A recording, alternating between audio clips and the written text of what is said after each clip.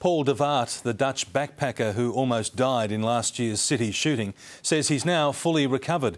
Almost a year on, Paul started a dream job as a chef and he's resumed his great passion for surfing. Margaret Decker with this exclusive report from Holland. It's the sound of Australia, inspiring shooting survivor Paul de Waard along his road to recovery. Like in Australia, the beach and the sea are helping him get back on his feet. Today, the severely injured 26-year-old surfed for the first time since the horror ordeal early on the morning of June 18 last year. His last surf was at Bells Beach in Victoria. Yeah, it's nice to be on a board again, but I still need some proper waves. Yeah. I love it to see him now in the water because I didn't see him for a long time. He was, I think, a bit afraid and he had a lot of pain. And it's amazing to see him in the water now. Remember, this backpacker was on a trip of a lifetime, which almost cost him his life when he shielded Melbourne woman Cara Douglas from gunfire. He and a stranger, Brendan Keeler, made the split decision together to help her, a decision which cost Brendan his life.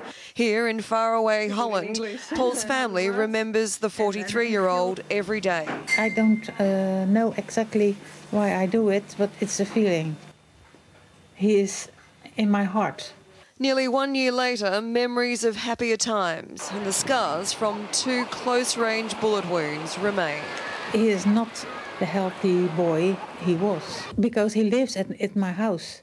I see walk him like this, like a penguin. It's incredible to think that an event that took just seconds on a city street in Melbourne is still having a lasting effect on a lone Dutch backpacker here on the other side of the world. But there are good signs for the future. Paul has found love with his Middelburg sweetheart, Cynthia, in an old European city known for its ability to recover. Hey.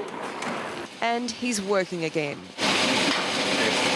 Friends and family think Paul is on the way up with an Aussie barbie in the backyard, a surprise 6-pack of Aussie beer. Ah, nice one. All the way from Australia. And the best news he's had all year, that he's returning to Australia in October with Cynthia, thanks to 7 News. Yeah. I started to cry. And a step closer to closure of this random, cruel chapter. Take somebody with me who was involved as well. And yeah, I think I really need to go to the place. In Middelburg, the Netherlands, Margaret Decker, 7 News.